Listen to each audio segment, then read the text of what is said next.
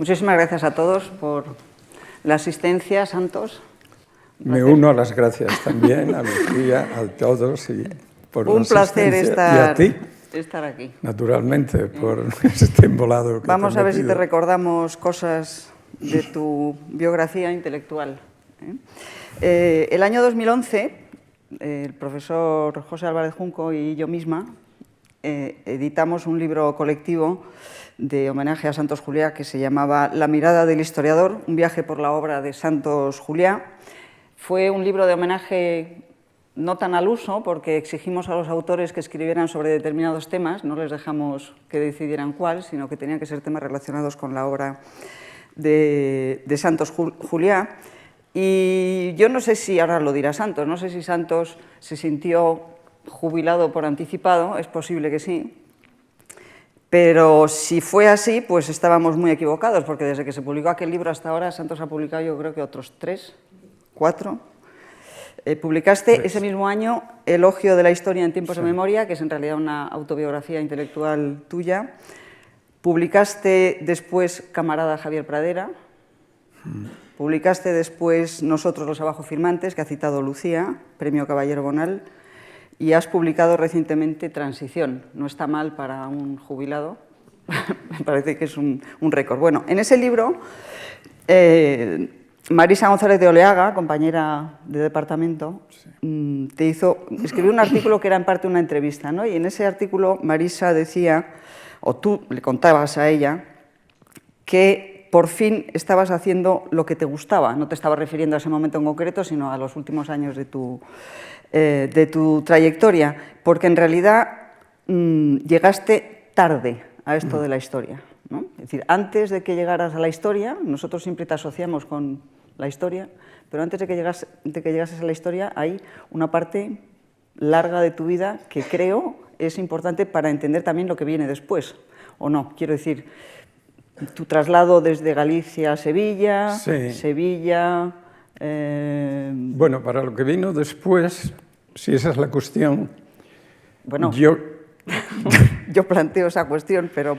Sí, no, para lo que vino después, yo creo que lo más importante fue con 33 o 34 años, que entonces estaba yo de director gerente de un colegio de Sevilla, que recién inaugurado y, en fin, era con perspectivas de futuro, etc. Y un día vi un anuncio de la Comisión Fulbright de que convocaban becas para Estados Unidos. Yo de joven había salido a París y había estado un año, escribí algo para Cuadernos de Rodeo Ibérico, pero bueno, aquello se interrumpió y no volví a escribir prácticamente nada más. Y tenía pues ese gusanillo que en Sevilla era, bueno, si me quedo director de este colegio, que estaba muy bien, por otra parte, a esto es a lo que me voy a dedicar, y yo dejaría con cierta, en fin, no digo amargura, pero en fin, como algo que podría frustrarme el no haberme dedicado a lo que yo quería, que era la investigación y la escritura, en relación con cuestiones que tenían que ver con la sociología política, sociología de las revoluciones, qué había pasado en el siglo XX europeo, pero también en España. O sea que el gusanillo estaba. Estaba ahí. Y por una decisión de la comisión que actuaba en Sevilla, me concedieron la beca. De manera sorprendente, porque lo que me preguntaron era, ¿y usted con esta edad y ya situado aquí en Sevilla? En fin, yo estaba casado ya con Carmen, ya llevábamos algunos años. Y, ¿por qué quiere usted irse? Y le expliqué esto mismo que te estoy contando a ti. Digo, pues mire usted, o sea que les convenciste. Esa conversación tuvo lugar el día que asesinaron a Carrero Blanco y, por tanto, no se me olvida ni el día, porque yo estaba en el colegio por la mañana, empezaron a llamar padres, ¿qué vas a hacer? ¿Vas a cerrar? ¿No vas a cerrar? El colegio era grande, era en Aljarafe sevillano. Yo les dije a todos, no voy a cerrar, pero si queréis venir a por vuestros hijos, venid, que no hay ningún problema. Y entonces, por la tarde, bajé a Sevilla, que estaba totalmente, no se veía nadie en las calles, por lo menos en el camino. Y fue el día, como te digo, del asesinato de Carrero Blanco. Y ese día, pues, la comisión no suspendió sus tareas. Y ¿te dieron la beca? Y se quedaron muy extrañados, y les dije, pues es esto, tengo esta tal, y si ustedes me conceden la beca, pues... Y me dieron la beca y me pasé 20 meses investigando. Y esa fue lo que en términos marxistas diríamos, pues, el capital primitivo, ¿no? La acumulación primitiva de capital, que fue en la Hoover Institution of War, Revolution and Peace, que tenía un buen fondo documental relacionado con España, tenía colecciones completas de revistas y periódicos que había donado Burnett Bulletin, el historiador que había sido corresponsal de United Press en España durante la guerra. Dejé la sociología política y me metí en España. ¿Y te metiste en España? En la República y en la Guerra Civil. Claro, eso sí fue determinante de lo que me pasaría luego. Y yo creo que más cosas, pero luego las volvemos. Bueno, vale. luego volvemos con ellas. Pero efectivamente lo de Stanford fue definitivo. No me acordaba, y es verdad que me lo habías contado, que coincidió con el día del asesinato de Carrero Blanco. ¿Es verdad? De diciembre del año 1973. Bueno, y a partir de entonces has dicho, ya no recuerdo si es en este libro de Elogio de la Historia o en alguna entrevista reciente, que desde que te fuiste a Stanford y durante los siguientes 15 años, hasta finales de los 80, te dedicaste a escuchar los lenguajes y analizar las políticas de las tradiciones finalmente derrotadas en la guerra civil. Sí. Es decir, socialistas, sindicalistas, comunistas, república, Madrid, hazañas, sí. Son más o menos los temas que durante 15 años fuiste desarrollando, empezando por los socialistas. Y sí. Yo en relación con los socialistas, aunque seguro que volverán a salir, te quería preguntar algo. Los dos primeros libros que publicaste, La izquierda del Partido Socialista y Los orígenes del Frente Popular, son una crítica, sí, es una crítica, sí. Digamos, al ala más radical del socialismo durante la República, que se pueden leer de dos maneras. Una, como si erais tan revolucionarios, lo has dicho tú mismo en algún sitio, si eran tan revolucionarios, ¿por qué no hicieron la revolución? Y una lectura, digamos, en un sentido completamente distinto, como aquellos que impidieron la estabilización de la República, bueno, pues a raíz de, ¿no?, la negativa que Indalecio Prieto entrara o se convirtiera en presidente de gobierno con hazaña de presidente de la República. Pero ahí hay un análisis de los socialistas que se inicia ahí y que luego va a ser una de tus líneas de investigación, bueno, de investigación y demás cosas, ¿no? Están los seminarios que organizaste en la Fundación Pablo Iglesias cuando estaba Claudín, y luego al final el libro sobre el Partido Socialista, que muchos años más... Bueno, por cierto, publicado en el año 97. 97, sí. Es decir, que el Partido Socialista acababa de perder las elecciones. Sí, pero yo llegué hasta el 82. Sí, fue muy prudente. Yo llegué hasta el 82 porque entonces había también la impresión de que no estaba tan en el candelero aquello de la historia del presente. Yo creo que efectivamente hay dos maneras de mirar al pasado. Cuando puedes dar un periodo por cerrado, puedes darlo por cerrado porque sabes que, bueno, pues que ya lo que eran... fuerzas o movimientos o discusiones políticas o sistemas políticos, pues ya han terminado y eso influirá más o menos en el presente, pero nunca lo determina. Nunca determina el pasado, nunca determina el presente. Mientras que procesos que están todavía en marcha son más propios de los analistas, de los periodistas, del análisis politológico. que del historiador. Luego eso se ha transformado, la historia del presente, bueno, es también una cuestión de, gremial, es decir, el gremio de historiadores se ha expandido y los territorios que quedaban para otros pues han ido ocupando, ¿no? Pero yo ahí tenía la convicción que heredé de don Ramón Carande de que para escribir historia debía haber pasado mucho tiempo de lo que tú te estás, porque si no el presente te influye mucho en tu construcción del pasado, ¿no? Mientras más cercano sea, más se utiliza el pasado para legitimar posiciones del presente. O sea, que estás hablando ya de tus últimos libros. Estoy hablando del Partido Socialista y del socialismo. Lo que pasa que, claro, ahí había el socialismo renace, digamos así, a partir de una nueva generación que en Sevilla fue muy activa, relativamente, y que ofrecía también ¿qué fue esto antes, no? ¿Cómo fue el socialismo antes? ¿Qué les pasó a los socialistas, que eran un movimiento tan fuerte, que fueron tan determinantes en la llegada a la República? Claro, porque tú has dicho también en varias ocasiones, siempre se habla, me acuerdo de esta misma entrevista que hiciste con Pepe Álvarez Junco ya hace unos años, y que hablabais de vuestra generación y de la importancia de la guerra civil para vuestra generación, lo que costó quitarse aquella losa de encima, quitarse la losa en el sentido de explicarla, entenderla. Sí.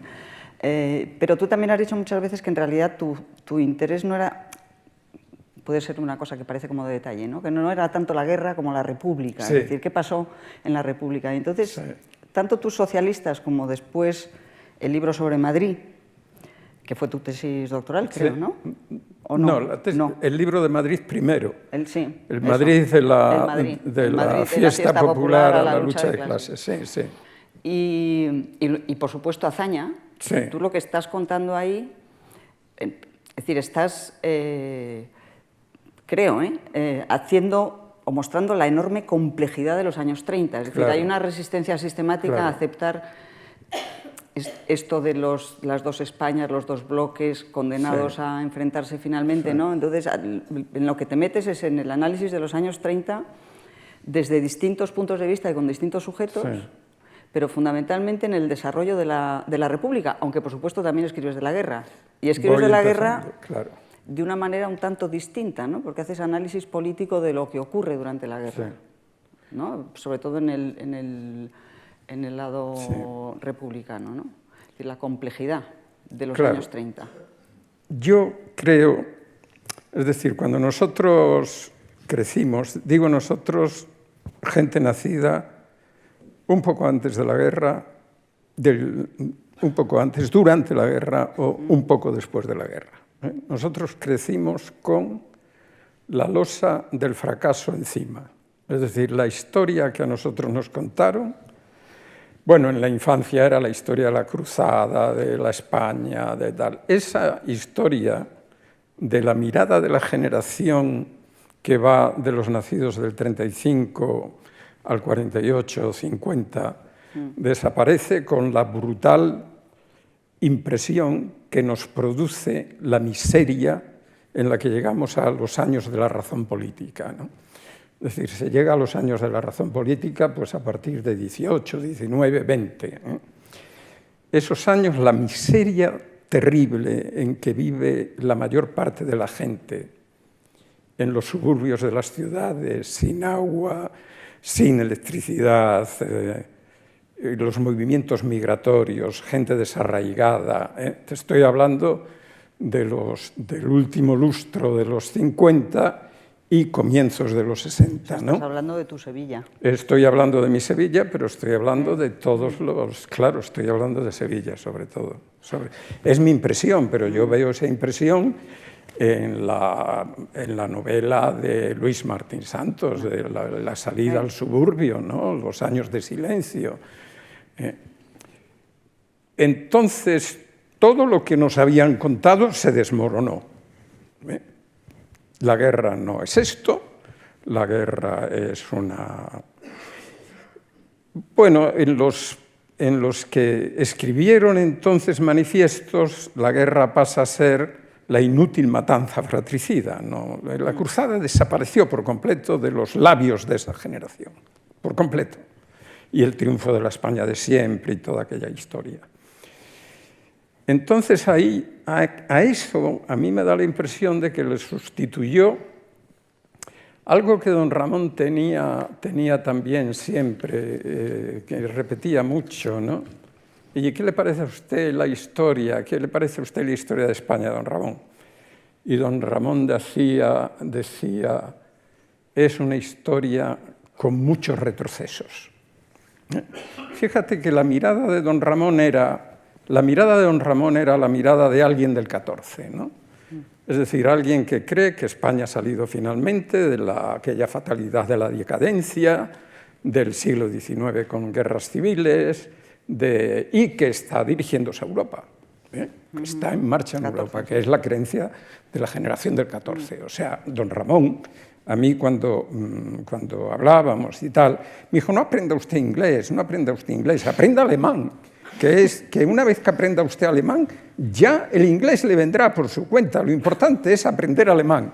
¿Qué quería decir con eso? Alemania era el centro, ¿no? Alemania. ¿Por qué? Por la ciencia, por la tal. Bueno. Entonces, el muchos retrocesos quiere decir que efectivamente España, la sociedad española, se había puesto en marcha precisamente en la generación de don Ramón, los años 10, los años 20, y lo que vivió aquella generación y la inmediatamente siguiente, que es la generación que pilla muy joven la guerra civil, es decir, la generación del 36 o de la República, o como queramos llamarla, Lorca, Alberti, etc. Esa gente vivió una gran esperanza, una gran expectativa, que quedó frustrada, quedó destruida, quedó arrasada de una manera tan cruel que realmente, bueno, pegamos un retroceso atrás. Entonces, a la cruzada le siguió, digamos, el fracaso, o sea, el haberlo intentado y no haber llegado, que no es lo mismo que no intentarlo y que quedarte en la historia tradicional de la decadencia. Entonces, mi pregunta era, en ese momento, ¿por qué? ¿Por qué? O sea, si no te crees la fatalidad de que los españoles fatalmente estaban condenados a caer en el abismo de la guerra civil, que era otra manera de verlo, ¿no? Que aquella guerra fue fatal por la historia de las dos Españas y demás historias. Pues entonces tú, el punto que te atrae para indagar es indagar en las tradiciones que habían llevado, que habían portado esa gran expectativa, que fueron la socialista y la republicana, en definitiva, ¿no? Sí, que además fue Ramón Carandia, al que has citado ya tantas veces, el que te dijo aquello de lea usted Azaña. Sí, te lo tomaste tan él en serio. Decía, ustedes los jóvenes tienen que leer Azaña, ustedes los jóvenes. ¿Te pusiste a ello? Sí, me puse a ello. Sí, me puse a ello. Estaban publicadas ya las obras completas de Juan Marichal, ¿no? Claro, cuando eso ocurre, debió ser el año 68, 69, y acababan de aparecer las obras completas de Marichal, que se vendían, lo he contado, no sé si repito cosas que se vendían de tapadillo en una librería de Sevilla que estaba en la calle Mateos Gago, cerca de la catedral, subiendo a la derecha. Y allí fui yo de parte de don Ramón. Y ahí empezó Azaña. ¿Qué? Y ahí empezó Azaña. Allí lo que pasó fue que compré las obras completas de Azaña, otras lecturas que me había indicado también don Ramón, pues lea usted a Max Weber, lea usted a Karl Mannheim, y me dijo que leyera Azaña, sí. Y leí Azaña y fue un descubrimiento. Es decir, yo no he visto nunca nada igual hasta ese momento. Es decir, alguien que es capaz de decir aquello y decirlo de la manera que lo dice, indicaba que allí había algo que, de haberse realizado, nos hubiera a nosotros evitado toda la miseria. O sea que la pregunta es también por qué claro. aquello que Azaña pensó Claro, que entonces pudo ser vas posible. a esas tradiciones a enterarte de qué fueron, pero también con una mirada crítica. No. Tú vas con una mirada crítica que es propia, yo creo que debe ser siempre propia del historiador, ¿no? Pero que en este caso, claro, tú lo que vas buscando es dónde falló esto. No. Esta es la pregunta de tus primeros 15 años. Eso es. Pues, bueno, o más. Probablemente. Yo, ¿sabes cuándo creo que deja de ser esa la pregunta? Cuando la democracia se consolida, porque claro, el presente influye mucho en la visión que se tiene del pasado, ¿no? Entonces, cuando la democracia se consolida y cuando llegamos a la incorporación de España a América, que había sido el sueño, la incorporación a Europa, que había sido el sueño de las generaciones anteriores. Porque, hombre, la generación del 14 decía España a Europa, ¿no? Europeizar España. Claro, es que tú estás con este tema, haciéndote estas preguntas, tienes toda la razón, en un contexto muy preciso que es la transición. Claro. Que es un momento en el cual, como también has contado en algún sitio, la historia y los historiadores tienen una audiencia que nunca habían tenido. Sí. Es decir, la historia y los historiadores que se dedican a hablar de estos temas que tú acabas de mencionar. Un público además variopinto, es decir, con seminarios más académicos, conferencias, yo recuerdo muchas de ellas, ¿no? Es un momento en el cual tú entras, también lo has dicho alguna vez, porque claro, tu entrada en la universidad es una entrada, vamos a llamarla tardía. Tardía, ¿no? Vamos tardía. a llamarle, no, y además tardía, por una puerta tardía, que no es digamos que no sería no consideraríamos habitual para lo que luego haces, porque entraste por el ICE. El ICE, gracias a Carlos Moya. Carlos Moya, uno de mis acreedores preferentes. De tus acreedores. Uno de mis acreedores preferentes. Don Ramón es el otro, que es el que habla de acreedores preferentes. Entonces tú a la universidad llegas, digamos, más tarde de lo que deberías, No.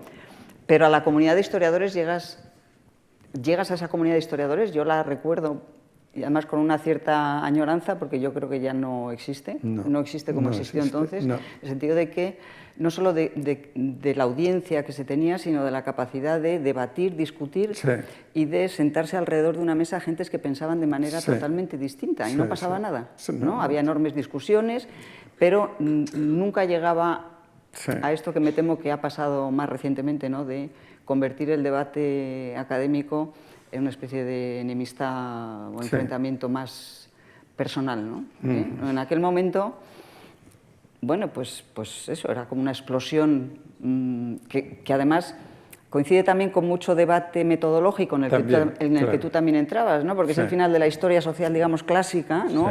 Clásica, marxista, Anales, etcétera, y el inicio de, bueno, pues entonces lo llamábamos giro lingüístico, ¿no?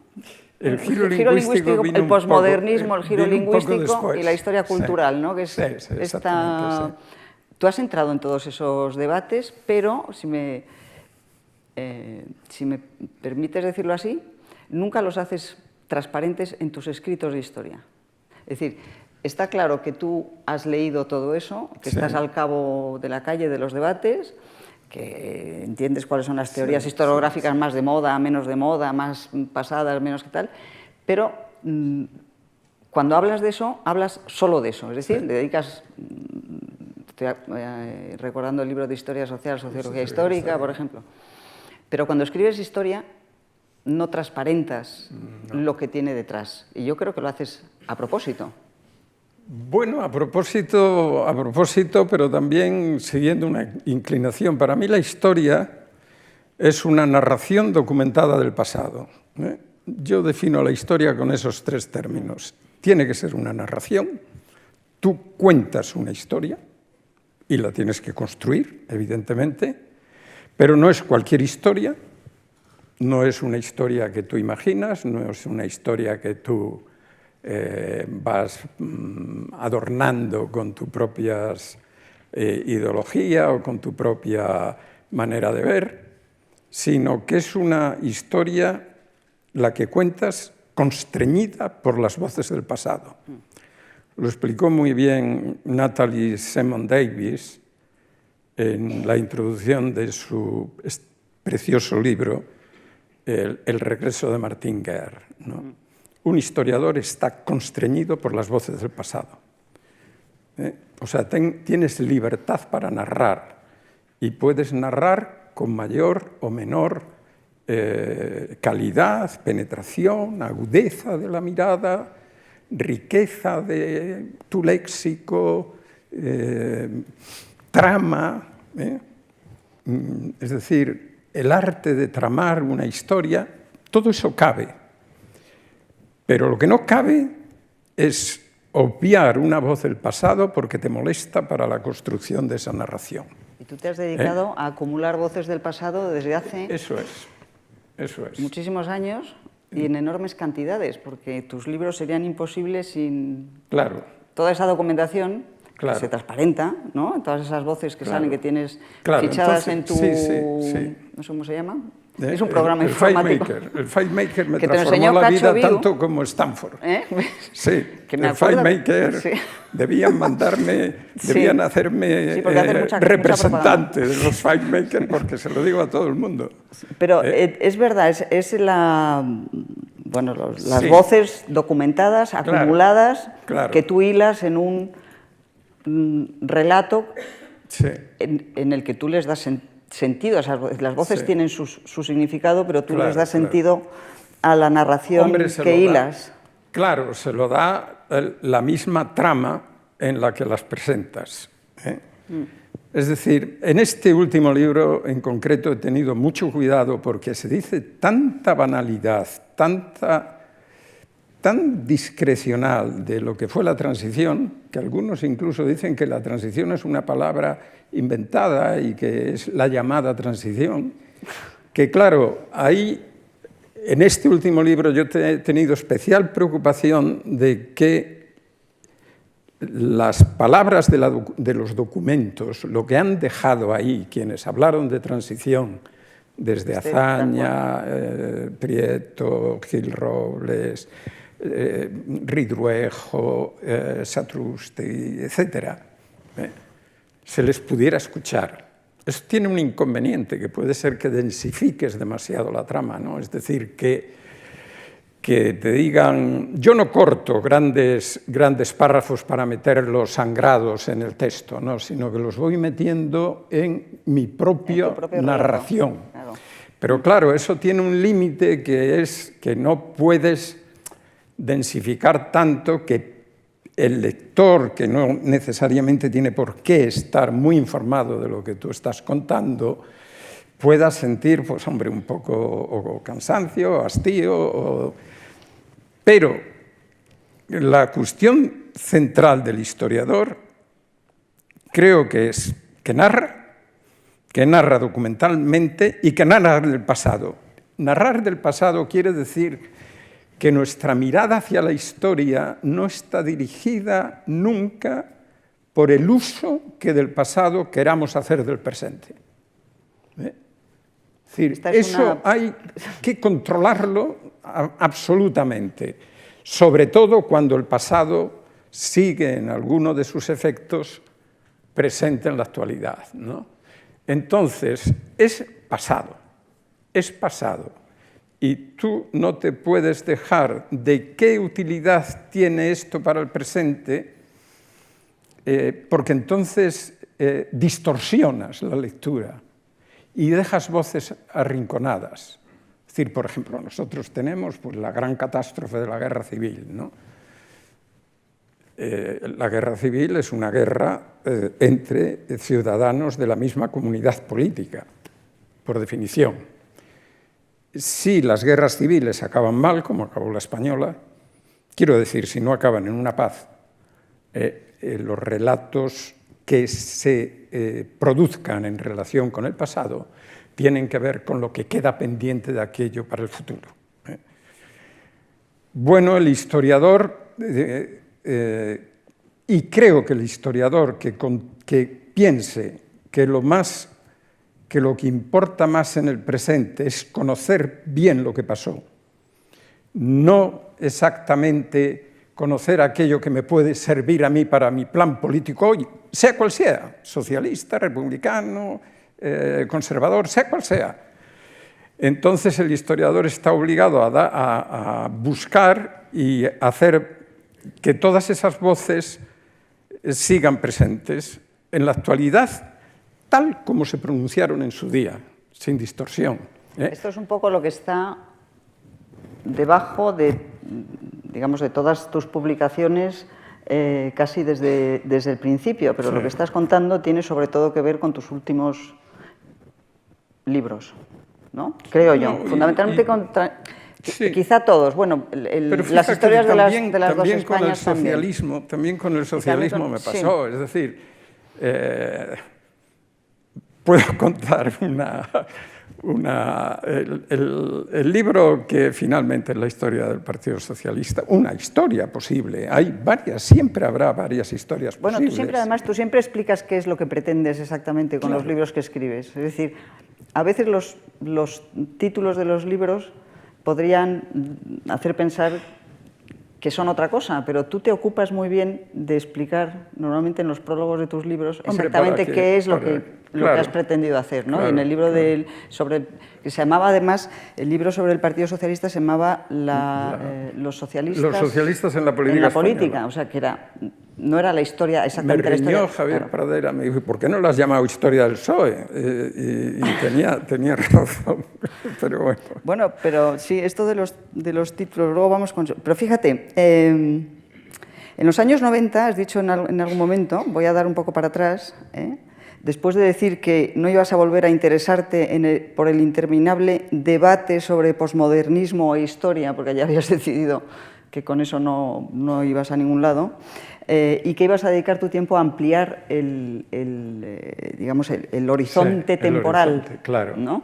Y ahí también confiesas, dices, que nunca antes te habías atrevido a escribir, digamos, ensayo histórico, es decir, textos sin notas. Sí. Y que hay un momento un tanto azaroso cuando se te ofrece, y aquí tengo que nombrar a otro de tus acreedores, que es Javier Pradera, ya ha salido varias veces, pero cuando empieza tu relación con El País, tanto como colaborador, escribiendo columnas, como con iniciativas de publicación de series, ¿no? Pues la que dedicaron al 98, al centenario del 98, la de la memoria de la transición.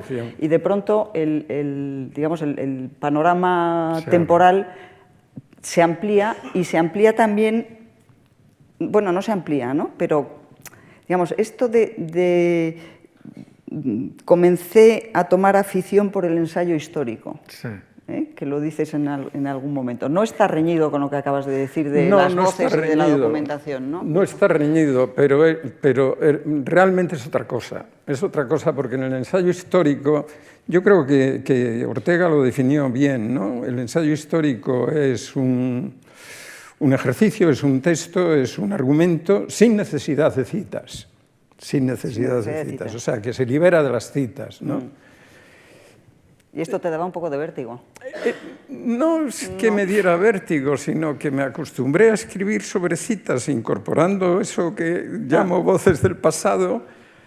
Y bueno, fue Javier también. Javier no es uno de mis acreedores preferentes, Javier es mi acreedor preferente. Yo tenía aquí una lista y Pradera estaba con mayúsculas, efectivamente, ¿no? Estaba don Ramón Carande en Sevilla. Es verdad que es a una edad ya tardía, pero por muchos motivos entiendo que es... Le debo mucho a Javier Pradera, sí, mucho. Lo contaste, en cierta manera, en la residencia de estudiantes hace un tiempo. Claro, estaba él enfermo ya, estaba así. Los cabezas de Chorlito. Sí, bueno, la lista de acreedores preferentes de entonces era don Ramón en Sevilla, en París Fernando Claudín y don José Bergamín. que abrieron otra perspectiva, ¿no? Fue un encuentro con el exilio, ¿no? Eso fue en los 60. Y eso fue en el 67, 68. Estuviste Es en el... decir, yo, tal día como hoy, estaba en París, hace 50 años. En buena compañía, además. Pero igual me da ganas de llorar, o sea que... Bueno, pues no. Muy buena no. compañía, la compañía de Bergamín, que lo he contado también, pero que estábamos el día de la gran manifestación en París, el día 13 de mayo. Estábamos en la plaza, en la Place de l'École, me parece que es la que da a la cúpula de la Sorbona, es una placita. Y estábamos tomando un café y de pronto la gente que estaba en la plaza empezó a mirar arriba, se movía todo el mundo y gritaba y tal. Y entonces Bergamín salió a la plaza, salió a ver qué pasaba. Y lo que pasaba era que en la cúpula habían subido varios jóvenes y habían plantado la bandera roja encima de la cúpula. Y entonces Bergamín se puso a chillar como un loco en medio de la plaza. ¡C'est la révolution! ¡C'est la révolution! ¡C'est la révolution! ¿Ves cómo pasaron muchas cosas antes de irse a Stanford? Claro, sí. 50 años, Mercedes, de todo ya, eso. bueno. 50 años en este momento, pero estábamos en... Acreedores preferentes. Sí, bueno, y luego Carlos Moya, aquí, Carlos Moya, que empecé a trabajar con él aquí, una investigación muy interesante sobre la situación de la medicina en España. Sorprendente. Seguro que nadie sabe esto. Una investigación muy interesante que nos llevó un año, una investigación sociológica. Claro, porque tú estudiaste sociología. Claro, estudié sociología. Después de haber estudiado teología. Teología en Salamanca y pasaste, sociología en Madrid. Pasaste. Sí, yo cuando cerré los escritos de Karl Rahner, abrí los escritos de Max Weber, por decirlo brevemente. O sea, bastante gráfico es. Pasé de Karl Rahner, que era un gran teólogo alemán muy influyente en Pablo VI, muy influyente, pasé a Max Weber. Bueno, Max Weber es una constante, porque siempre... Sí, ¿no? es una constante desde entonces. Sí. ¿No? Sí, sí. Más que Marx. Sí, más que Marx. Más, yo creo que sí. De hecho, cuando don Ramón me dijo, ¿te gusta leer a Max Weber? Don Ramón es porque yo lo hablaba mucho de Marx. Yo lo hablaba mucho de Marx, porque Marx en cierto modo... digamos que hay una línea, bueno, el primer trabajo que me publicaron en Cuadernos de Ruedo Ibérico era sobre diálogo cristianismo-marxismo. Y hay una línea claramente que conecta lo que podría ser un cristianismo comprometido con el marxismo, es decir, la perspectiva de futuro, ¿no? de que el mundo cambia en una dirección. Pero Max Weber es el desencantamiento del mundo. Es otra cosa. Sí. Max Weber, lo central de Max Weber, aunque Max Weber leyó a Marx y sabía quién era Marx, por supuesto, naturalmente, y algunos de sus escritos son, digamos, en diálogo silencioso con Marx, sin embargo, Max Weber tiene una fuerza que le viene de un realismo que se podría decir de un realismo propio del desencantamiento del mundo, o sea, de los desideologizados, que no guían el pensamiento por una ideología que te presenta un futuro como posible, sino que es otra manera de pensar, ¿no? Si tú piensas ideológicamente, estás pensando qué es lo que hay que hacer en función de un mundo que tú proyectas para el futuro. No es el del mundo real, sino de un mundo... Y Marx tenía mucho de eso, y Cristianos para el Socialismo tenía mucho de eso también, ¿no? Y frente a ellos, Weber. ¿Qué? Y frente a ellos, Weber. Claro, porque Max Weber no viene de esa tradición, es otra cosa. Es otra cosa, pero en fin, eso fue... Bueno, déjame que vuelva a esto momento. de esta ampliación del tiempo, ¿no? Del marco temporal, Sí. salir de los años 30, que en cierta medida viene de esta dedicación al 98, quiero decir, ahí aparecen... Bueno, déjame una cosita que termina lo anterior. No, sí. Lo del ensayo. Sí. También fue, esas conversaciones con Javier, que eran muy abundantes, sobre todo desde que inicié mi colaboración con El País, ¿no? Javier alguna vez me decía, ¿por qué no escribes ya sin citar? Lo he dicho ya antes. ¿Por qué no escribes sin citar algo? Y entonces, para claves... Eso solo te lo podía decir Javier. Sí. ¿No? Pues es no posible, se lo habrías consentido a nadie más, a ver. Hombre, para claves quería artículos que no llevaran mucha carga de cita. Y los artículos de claves que han sido, bueno, en parte muy polémicos, aquello de echar al olvido, memoria... Sí. El de anomalía, dolor y fracaso de España. Hay varios artículos que a eso sí le llamaría yo ensayo, no sin embargo a este libro de la transición, ¿no? Sobre transición, no. Eso sí tienen bastante de ensayo porque ahí arriesgo una interpretación de un tiempo largo, ¿no? Y doy mi interpretación de lo que ha ocurrido con la anomalía, dolor y fracaso de España y la interpretación que puede tener la memoria en la transición o la memoria después de la guerra, el echar al olvido aquel, etcétera, ¿no? Sí, tenía reservado lo de echar al olvido para dentro de un momento.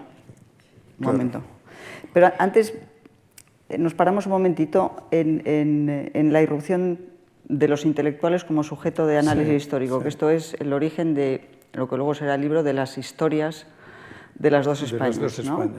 Que también aquí, en este caso te ocupas muy bien de explicar en el prólogo del libro qué es exactamente lo que estás haciendo y lo que te interesa, que no es tanto una historia de las ideas sobre las dos Españas, sino los intelectuales en el espacio público, cómo lo ocupan, ¿no? ¿Qué hacen? Yo creo que es esto un poco lo que tratas de hacer ahí, ¿no? En un tiempo, esta vez, muy largo. Muy largo, porque hago una incursión, que es la primera incursión que hice en el siglo XIX, que, digamos, es la generación de Larra, ¿no? Larra, que era un tipo con una gran cabeza y una agudeza y que veía muy bien. Bueno, ahí hay un grupo de intelectuales que no se llaman intelectuales todavía, que se llaman escritores públicos, ¿no? Larra ve muy bien la aparición del escritor público, que es aquel que percibe que la política, a partir de la revolución liberal, que está en ciernes todavía, va a depender mucho de la opinión ilustrada por... Es decir, que ya no va a ser una política al modo de la política absolutista, que la opinión no cuenta, sino que lo que cambia radicalmente el panorama es que por primera vez la opinión pública va a determinar o a pesar en las políticas que se adopten dentro del incipiente Estado liberal, ¿no? Entonces, él habla de escritores públicos. Y hay escritores públicos está Balmes, que es un gran escritor público, un gran analista de la política, está Donoso, está Martínez Marina, es una concentración de pensamiento la que hay en el inicio del Estado liberal español, que ya lo perciben desde luego, lo percibe Balmes claramente, lo percibe Donoso, pero lo habían percibido también quienes estaban sufriendo las bofetadas que volvía a dar el absolutismo, que esa opinión pública, e incluso más abajo de la opinión pública, la misma configuración de la sociedad española se estaba organizando en torno a dos polos enfrentados, digamos, ¿no? El liberal y el absolutista.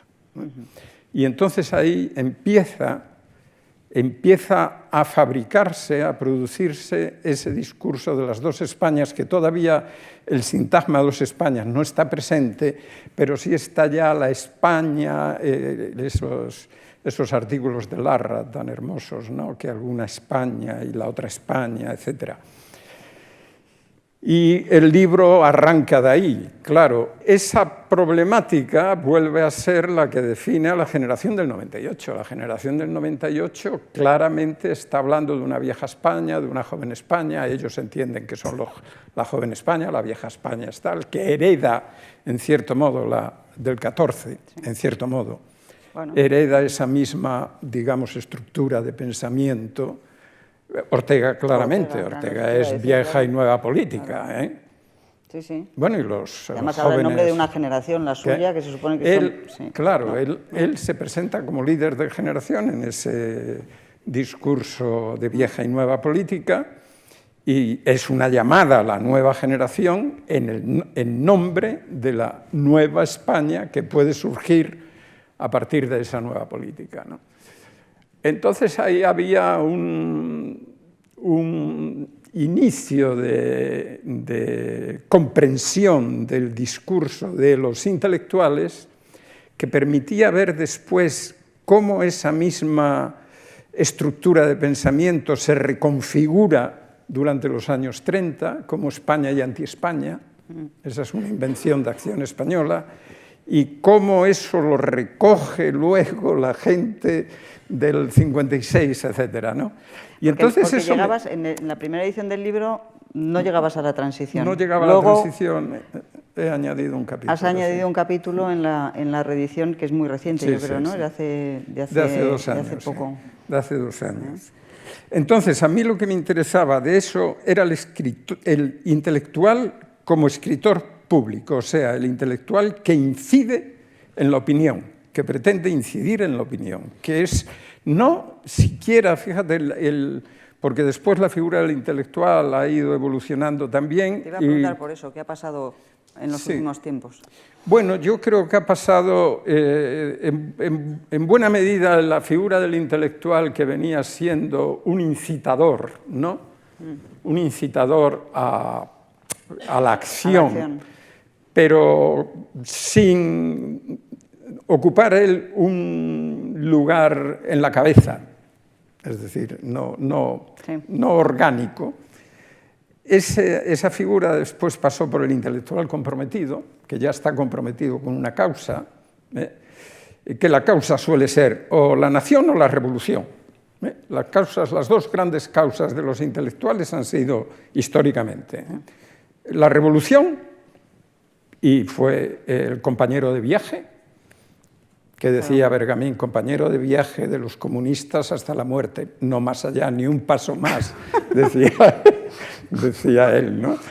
Y él se tenía como compañero de viaje de los comunistas españoles, pero solo hasta la muerte, ni un paso más. Luego viene el intelectual comprometido con la causa fascista, que es lo mismo, o sea, él es el intelectual comprometido. Y bueno, luego la reflexión de los años 50 y 60, creo que quien más agudamente lo ve es Arón, cuando habla del intelectual como observador crítico, que busca para sí una posición, que es la del observador crítico. Bueno, esos modos de actuación del intelectual se producen normalmente por el uso público de ideas. A mí no me interesa tanto la elaboración, digamos, teórica de los intelectuales, la historia de las ideas en el sentido clásico, que sería una historia, cuando se mira desde el punto de vista político, una historia de las ideologías, porque al fin Kautsky, ¿qué es? Pues es un intelectual que monta una construcción ideológica, la socialdemocracia, que valdrá lo que valga, no me pero que está al servicio de esto, ¿no? Y sino que utiliza las ideas como parte de su poder simbólico, diríamos, con los términos de Bourdieu, ¿no?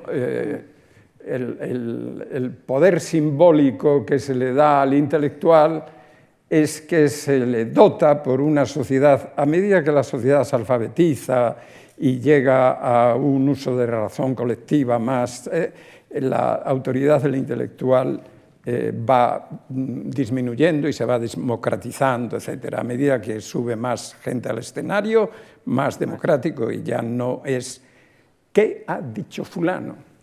En el año 30 todo el mundo estaba esperando a ver qué demonios decía Ortega, si había que ir a la República o había que quedarse en la monarquía. Cuando Ortega por fin habló en diciembre, tardó mucho en hablar, pero en fin, habló con el error Berenguer, ya Ortega ha hablado, ya, y eso tuvo un eco realmente espectacular, ¿no? Hay gente que quiere hoy ser el Ortega. Estamos en otro mundo, ¿no? Pero estamos absolutamente en otro mundo. En otro mundo, sí. Incluso yo no sé hasta qué punto sigue utilizándose el término intelectual. Bueno, el término intelectual siempre ha tenido una carga peyorativa, ¿no? Por aquello del elitismo, del señorito que viene a decirnos y tal y cual, ¿no? Pero bueno, sigue funcionando. Yo lo utilizo como categoría que identifica a gente que, sin ser especialistas en la política, a partir de una autoridad derivada de la creación de una obra artística, en alguna profesión liberal, un gran médico, Marañón, un gran filósofo, etc., a partir de la autoridad pública que construyen por su obra, hablan de política, intervienen en la política. Intervienen en la política generalmente antes desde la prensa. Y que, bueno, ha habido muchos estudios sobre qué ha pasado con los intelectuales a partir de la aparición de la televisión, a partir luego de la aparición del mundo digital, etcétera, pero eso nos llevaría, nos desviaría. Déjame, porque acabo de mirar el reloj y es un poquito escaso el tiempo que nos queda. Y yo quería preguntarte... Es un placer hablar contigo, Mercedes. No, claro, se pasa el tiempo volando, ¿no? Yo quería que nos contaras algo. A ver, tú nunca has evitado las polémicas, pero has medido muy bien en qué momento podías o debías o pensabas que debías contestar a ciertas afirmaciones. Me estoy refiriendo a uno de los temas que más, iba a decir más polémica, más tinta, no, más palabra incluso, ha vertido en los últimos tiempos, que tiene que ver con esto que has citado tú hace un rato de echar al olvido, es decir, la memoria histórica. La memoria histórica. Esto no nos va a dar tiempo a entrar en pormenores, pero es cierto que tampoco ha sido un fenómeno exclusivamente español. No. Tiene que ver en algún... Yo me estoy acordando ahora de un artículo tuyo en El País que se llamaba Memoria, Historia o Historia y Memoria o algo por el estilo, que hablabas del momento en que los estados se convierten en agentes culturales, es decir, que hacer política cultural y sobre todo política en torno a la memoria es o puede convertirse en una baza política, ¿no? Tú has escrito muchísimo sobre este tema. Has discutido. He discutido. ¿No? Sí, he escrito. Si pones esa cara, no insisto. No. Y bueno, el libro Elogio de Historia en tiempo de memoria es un poco el resumen, eso la es síntesis. 2011, ¿no? Es 2011, me parece. 2011, sí. Desde ese momento me he retirado. No quiero más polémica. O sea, que dejamos el tema y nos vamos a la transición. No, verás, te digo una cosa que lo ilustra bien. Ha habido hace poco un debate con la comisión que está tratando la cuestión del cambio de los nombres, si se pone algún recuerdo en alguna lápida con nombres, con qué nombres habría que ponerlos y los nombres, porque claro, en Madrid las matanzas fueron terribles, las matanzas de julio, agosto, septiembre, octubre, noviembre, fueron horribles. hasta que ya se estabilizan los frentes y ya eso. Entonces la cuestión es qué nombres se ponen. ¿Qué nombres se ponen? Bueno, ¿qué haría un historiador? Pues un historiador, si hay que poner nombres, hay que poner todos los nombres. ¿Qué respuesta ha dado un dirigente político? No, poner todos los nombres es equiparar a fascistas con republicanos. No se pueden poner todos los nombres. Está haciendo un uso político de la historia. Este dirigente político no conoce, seguramente, un discurso que pronunció. No voy a recurrir al discurso típico y casi tópico ya de Azaña, sino de Juan Negrín. Juan Negrín tiene un discurso en un momento dramático para la República ya, en el que él, que tenía una fuerza, un vigor personal e intelectual enorme, todavía estaba pensando en que la República podía dar aquella batalla definitiva y ganarla y cambiar el curso de la guerra. Y que una vez que eso ocurriera, vendría la paz. Y entonces dice, cuando venga la paz, un hombre de Estado procurará que en cada pueblo estén hermanados todos los que han muerto por la causa de España, sin diferencias, y hará que los, como dice él, bueno, no es túmulos, no, es una cosa, las estelas funerarias o lo que se haga funerario, estén todos los que han muerto por esta guerra fratricida, dice ya en ese momento. Seguramente no lo sabe, pero Negrín fue hasta el final, hasta más allá de toda esperanza. Incluso, bueno, eso costó la ruptura con Azaña y la ruptura con sus propios aliados, se quedó prácticamente solo al final, con el único apoyo de los comunistas, porque él pretendía que la guerra acabara en una paz. Puedes pensar, era delirante eso, no iba a acabar así esa guerra, ¿no? Era imposible, pero él lo dijo. Bueno, ese discurso, en su punto final, lo publica ABC de Madrid, que era un periódico republicano, pero en La Vanguardia aparece una nota en que dice, por razones ajenas a nuestra voluntad, el final del discurso del doctor Negrín no lo podemos publicar. Pues déjame, y porque tenemos que ir acabando, me temo, que enlace esto último, porque a ver, yo entiendo que este último libro tuyo, Transición, sí, no es una continuación sin más de tu preocupación o de tu ocupación o tus debates sobre la memoria, pero algo tiene que ver, quiero decir, estás... sí.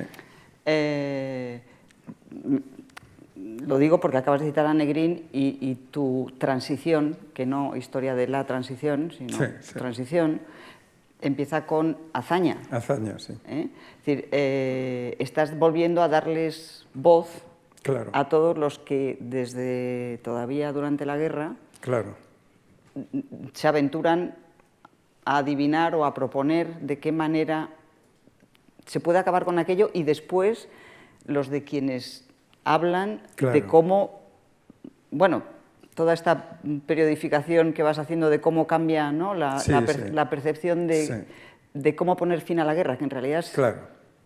Cuando hablamos de transición estamos hablando de cerrar definitivamente... De cerrar la guerra. De cerrar la guerra, ¿no? Es un poco cómo hacerlo, ¿no? Sí. Y muy pronto, como dices en tu libro, algunos empiezan a hablar de transición. El contenido de esa transición es lo que va modificándose.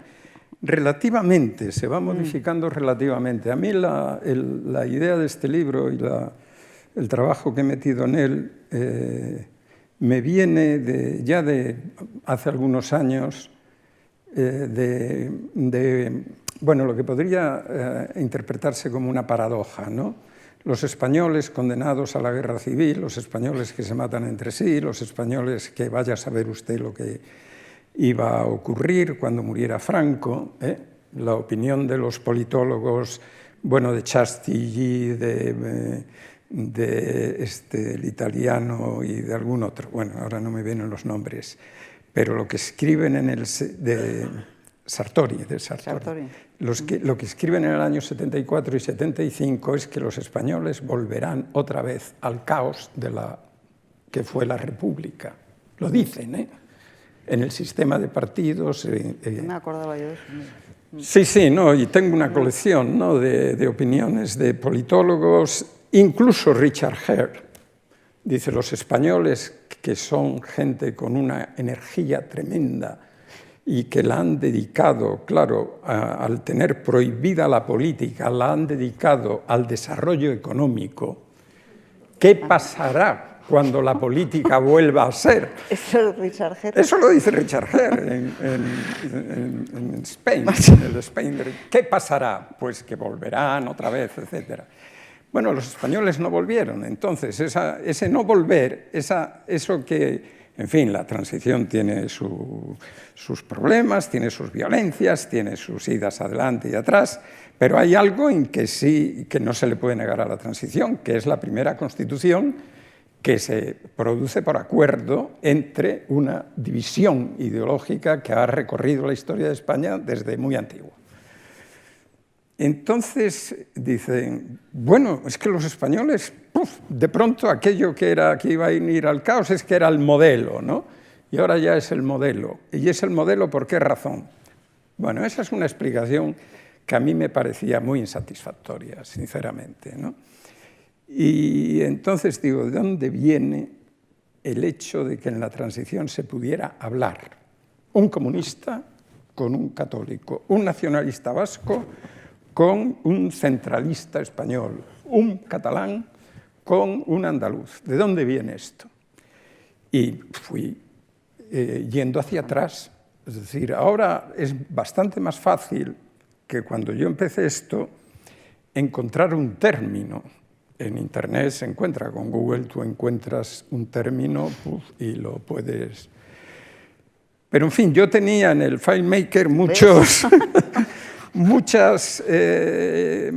fichas y un día digo, a ver cuántas veces he metido transición.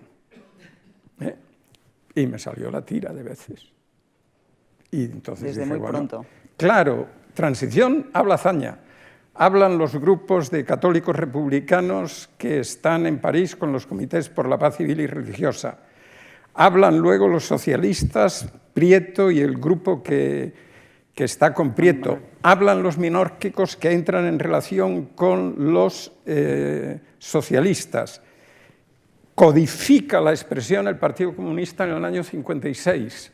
A lo que hay que ir es a una transición pacífica de la dictadura a la democracia.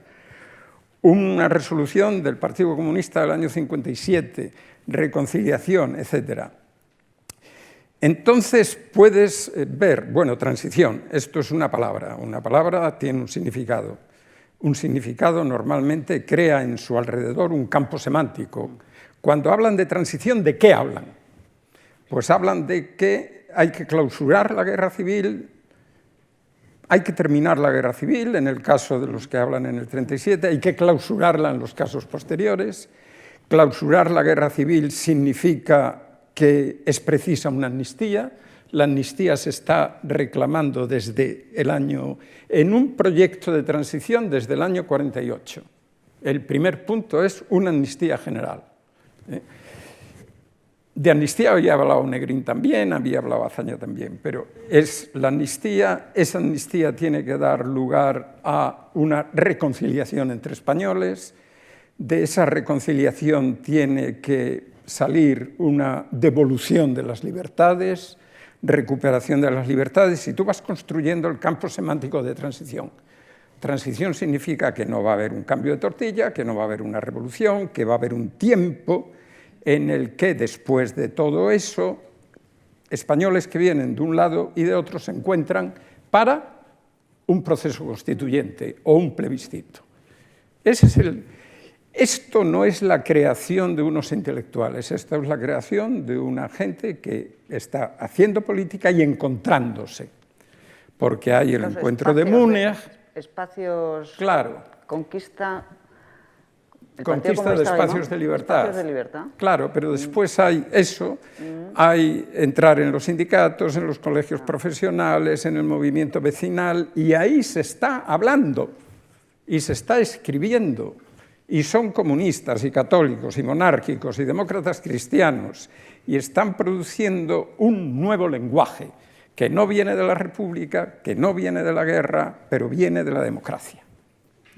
Y ese nuevo lenguaje del que están llenos todos los manifiestos que se firman, y son muchos, en los años 60 y en los años 70, hablan de libertades, de reconciliación, de democracia, de Europa, etc.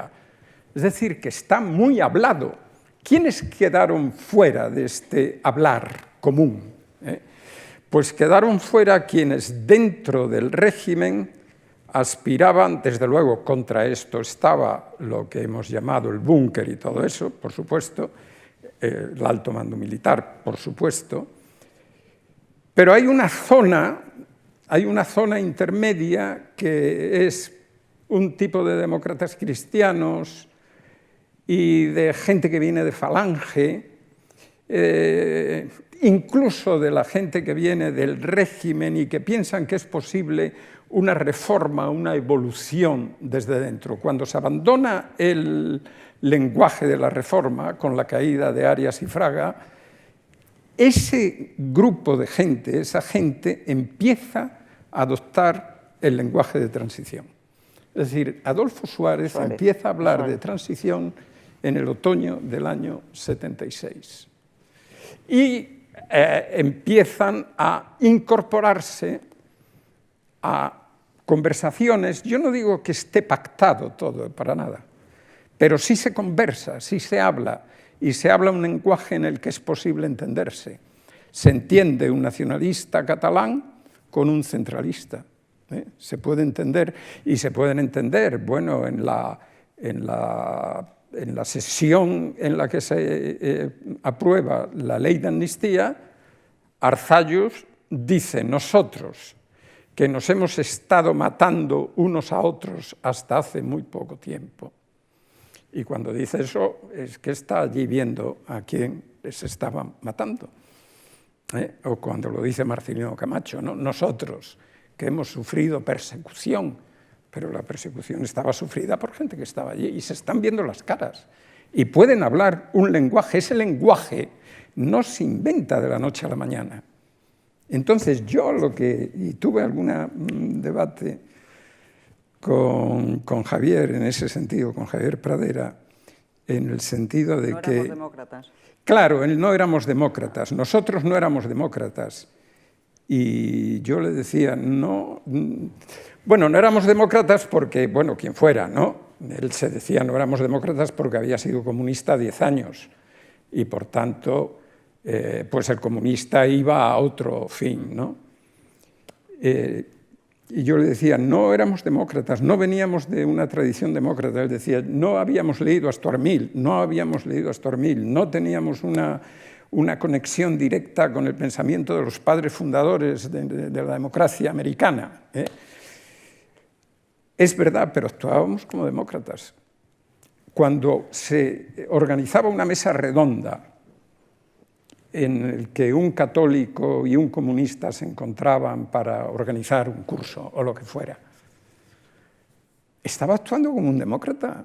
Es que habían pasado 20 años de que se habían matado unos a otros de manera inmisericordia. Entonces, yo le decía, es verdad, no... Yo le decía, mira, éramos demócratas antes de la democracia, como aquel que escribía prosa sin saberlo, ¿no? Utilizábamos el lenguaje de la democracia.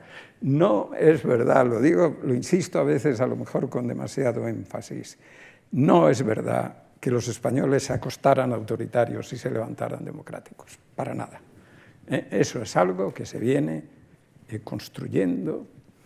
¿A cuántos alcanzó? Pues a un sector importante. explicaría mejor lo que viene después, ¿no? Claro, el Sindicato Democrático de Estudiantes de Cataluña se organiza en un convento de capuchinos. Sí, la capuchinada, sí. La capuchinada, los capuchinos jamás se distinguieron por un pensamiento democrático, ¿no? Eran más bien, en el término no peyorativo, eran más bien plebeyos, no eran la clase intelectual de las órdenes religiosas y, por tanto, eran bastante reaccionarios. Pero abrieron las puertas a los... ¿Eso qué es? Santos, me temo que tenemos que terminar. Pues sí, nada, y... No, bueno, tampoco hace falta que te levantes corriendo. Sí, nos hemos pasado un montón. Sí, un montón, tiempo. sí. No, pues sí. Bueno, yo, cuando publicamos aquel libro con el que he empezado, y que se supone que era tu jubilación, escribiste 4 libros. Después de esta autobiografía intelectual, ¿cuánto tiempo calculas que vas a tardar en sacar el próximo? No lo sé. ¿O tiene tema ya o no? Porque otra cosa que cuento mucho es que, hablando con un psiquiatra en cierta ocasión, yo le decía... Bueno, es un profesor de la UNED que está en un centro asociado, que es un tipo muy encantador. Y le decía, ¿sabes lo que me está pasando? Que de pronto me olvido esto era en un curso, no, era otro, era de la ¿ves tú la memoria? Era del grupo de la Fundación de Carlos Castilla del Pino, y estábamos en...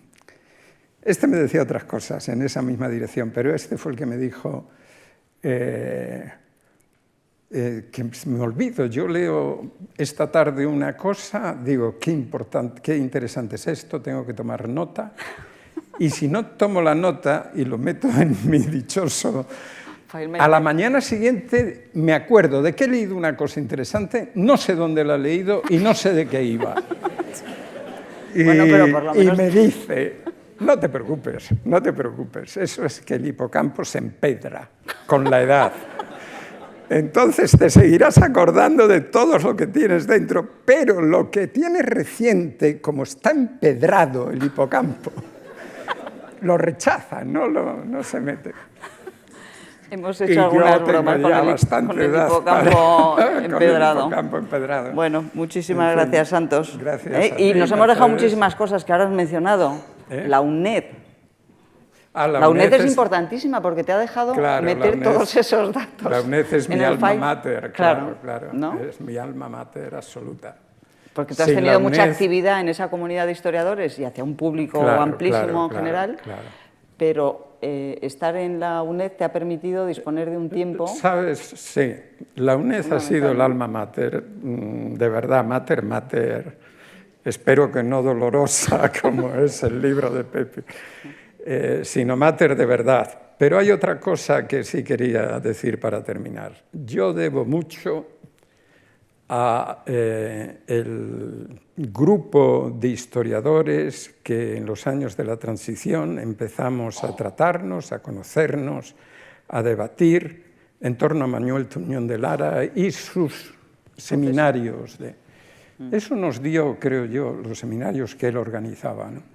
Eso nos dio una manera de acercarnos a los problemas que era investigarlos, porque la investigación es un ejercicio que hay que hacer en soledad, que hay que realizar tú solo, porque no puedes decirle, yo al menos nunca he funcionado así, no sé cómo se puede funcionar así, a alguien que te busque, a alguien que te diga tal. Yo necesito leer y meterlo antes en folios o en fichas, ahora en mi... Entonces, eso es clave, pero es tan clave como eso es encontrar una comunidad en la que poder debatir, incluso desde posiciones en principio enfrentadas, todo lo que vas tú viendo y someterlo al escrutinio de tus iguales. Creo que esto es clave y esto fue el clima que dominó en esta comunidad pues durante 20 años. Y yo a eso debo mucho por la sencilla razón de que el ejercicio historiográfico, el ejercicio de escribir historia, que es muy subjetivo, controla la subjetividad cuando se hace intersubjetivo. Es decir, cuando hay una intersubjetividad actuante, un grupo con el que tú confrontas y modulas, matizas, profundizas, ves nuevas perspectivas. Y esa comunidad de historiadores... Queda algo, que por cierto tiene mucho que ver contigo también. Tenemos un seminario de historia funcionando desde hace 30 años. Sí, desde hace 30 años. Que seguimos celebrando una vez al mes. Y me estoy acordando de los seminarios de la Fundación Pablo Iglesias, de los seminarios, que también en aquel momento se hicieron y que era así, formaba parte de esto. Fue muy enriquecedor. Y fue enriquecedor también porque ahí iniciamos amistades duraderas como la tuya y la mía, por ejemplo. Muchas gracias, yo Mercedes. después de esto no digo nada ya. Muchas gracias, Juan. Muchas gracias.